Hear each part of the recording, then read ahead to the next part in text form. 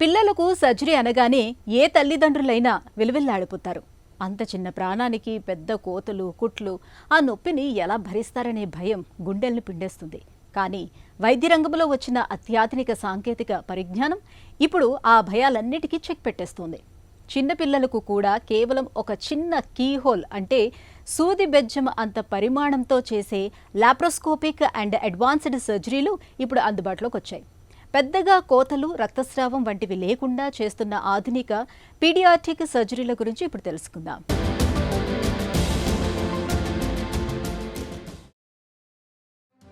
పసిపిల్లల నవ్వులు ఇల్లంతటికీ వెలుగులు.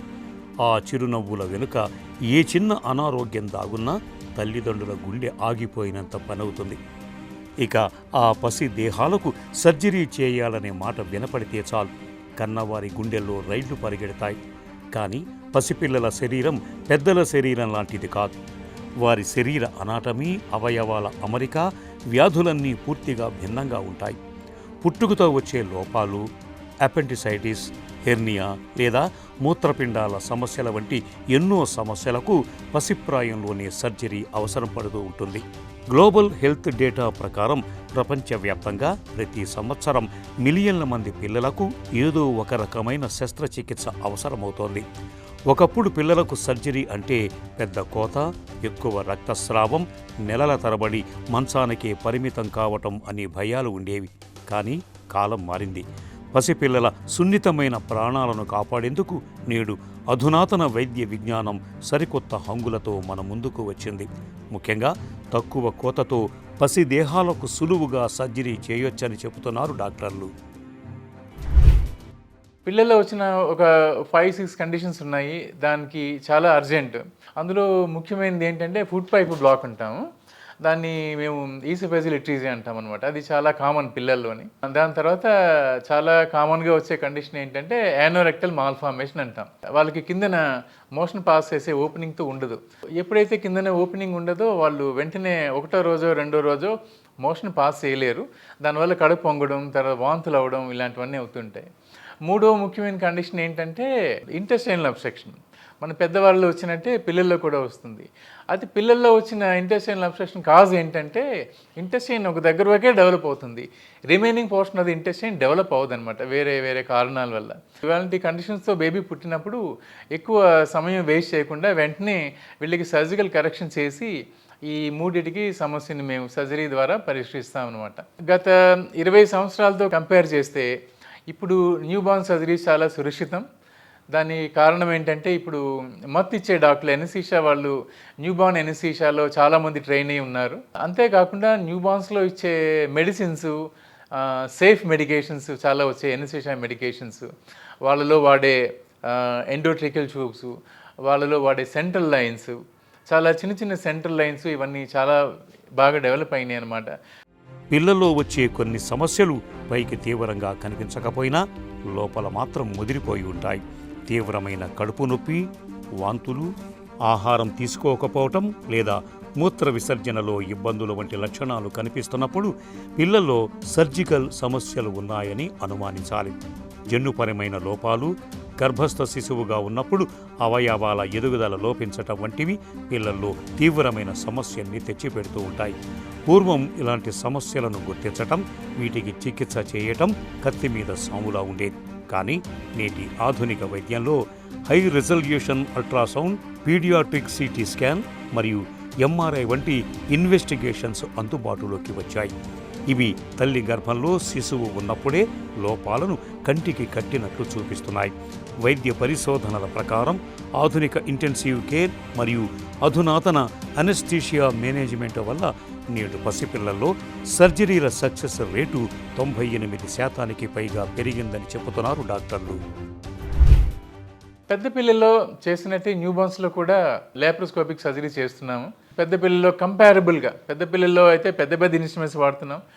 న్యూ బార్న్స్లో అయితే చిన్న మినియేచర్ ఇన్స్ట్రుమెంట్స్ వాడి వాళ్ళలో కూడా లాప్రోస్కోపిక్ సర్జరీ చేస్తున్నాము. దీనికి చాలా డిమాండ్ ఉంది. అయితే కొన్ని ముఖ్యమైన కండిషన్స్ ఉన్నాయి. వాటిని మాత్రం న్యూ బార్న్స్లో లాప్రోస్కోపీతో చేసి కంప్లీట్గా ఓపెన్ సర్జరీ చేసినంత ఎఫెక్టే ఉంటుంది లాప్రోస్కోపిక్ చేయడంలో కూడా. ఇన్ న్యూ బార్న్స్ లోపల అడిషన్స్ లేకుండా ఉండడం, కాస్మెసిస్ ఇవన్నీ పెద్ద పిల్లల్లాగా ఉంటాయో అలా న్యూ బార్న్స్లో కూడా అదే అడ్వాంటేజెస్ ఉంటాయి. అందువల్ల ఇప్పుడు చాలా మటుకు సర్జరీస్ ట్రైనింగ్ అయ్యి వచ్చిన తర్వాత న్యూ బార్న్స్లో లేప్రోస్కోపిక్ చేయడానికే ప్రయత్నం చేస్తున్నాం.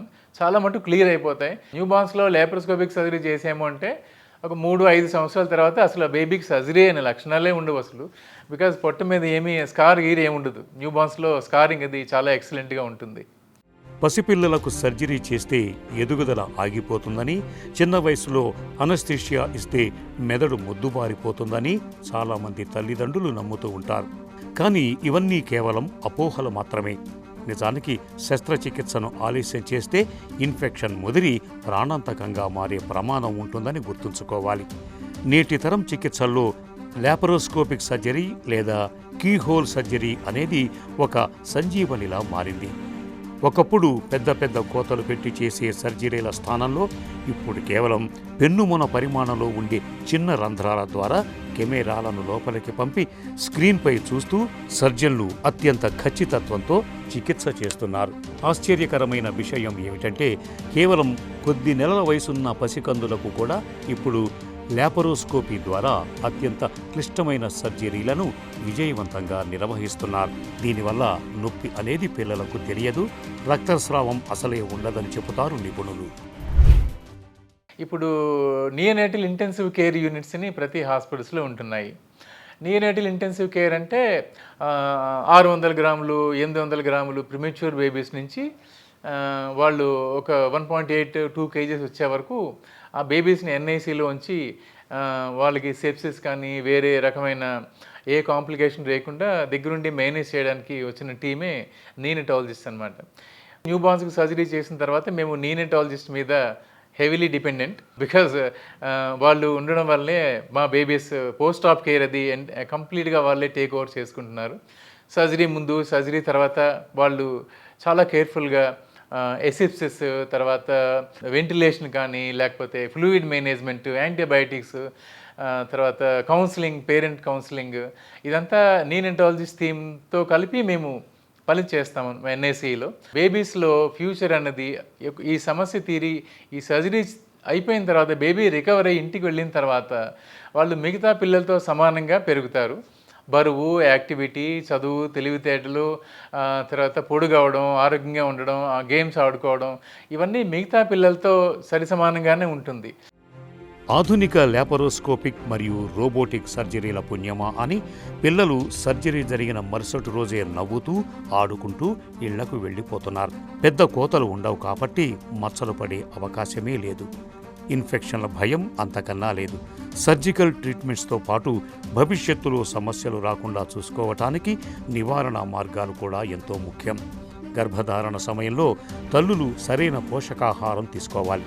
ఫోలిక్ యాసిడ్ టాబ్లెట్లు వాడటం వల్ల పిల్లల్లో పుట్టుకతో వచ్చే లోపాలను ముందే నివారించవచ్చు. అలాగే పిల్లల్లో కనిపించే చిన్న చిన్న సమస్యల్ని నిర్లక్ష్యం చేయకూడదు. సకాలంలో పీడియాటిక్ సర్జన్ను సంప్రదించాలి. ఆధునిక వైద్యానికి అత్యాధునిక సాంకేతికత తోడైన వేళ పిల్లల శస్త్రచికిత్సలు ఇప్పుడు ఎంతమాత్రం భయపడాల్సిన విషయం కాదని మనందరం గుర్తుంచుకోవాలి.